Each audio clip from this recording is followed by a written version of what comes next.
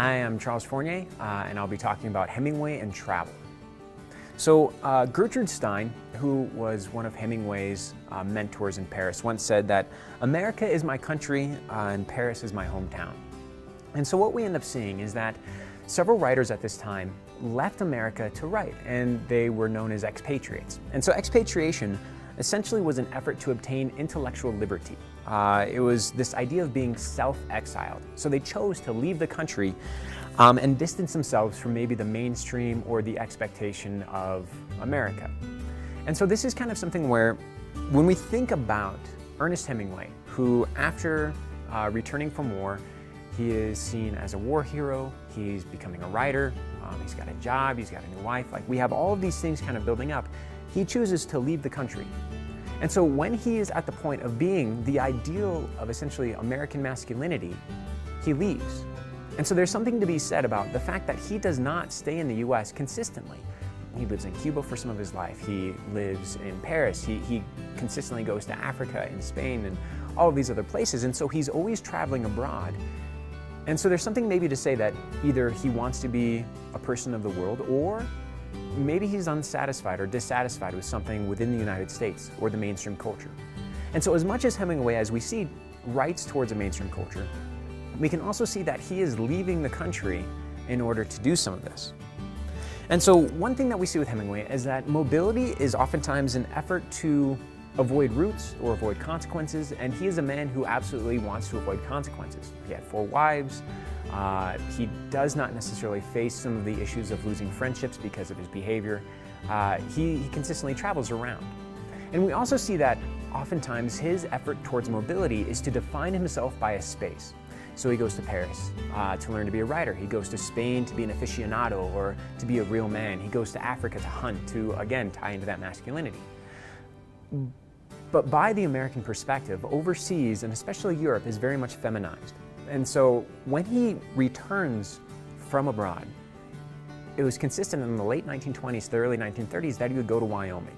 And so on his first trip to Wyoming, this was immediately after his son from Pauline was born, and he hightails it away from the birth to Wyoming because he was already at the time disgusted with fatherhood, is how it was described. And so this idea that he goes to Wyoming and he goes up to northwestern Wyoming, and he initially goes to a dude ranch, and he is disgusted by it because he expected it to be a place to kind of regain this masculinity. And in this dude ranch, there were 15 women that were essentially working the dude ranch. He's like, this is not a real dude ranch. And so he wanted an authentic experience. So when he traveled, he expected the authentic. And so in Wyoming, he ended up finding another ranch that had real cowboys, and he went and wrote there. And as he wrote, this is maybe in response to him just having another son, or maybe response to his past love in war. He was seeing a nurse when he was injured in Italy, and she left him for an Italian and broke his heart. And so maybe this is all tied in there, but Hemingway writes the end of A Farewell to Arms at this point after his son is born. And in A Farewell to Arms, he kills off the mother and the son in birth.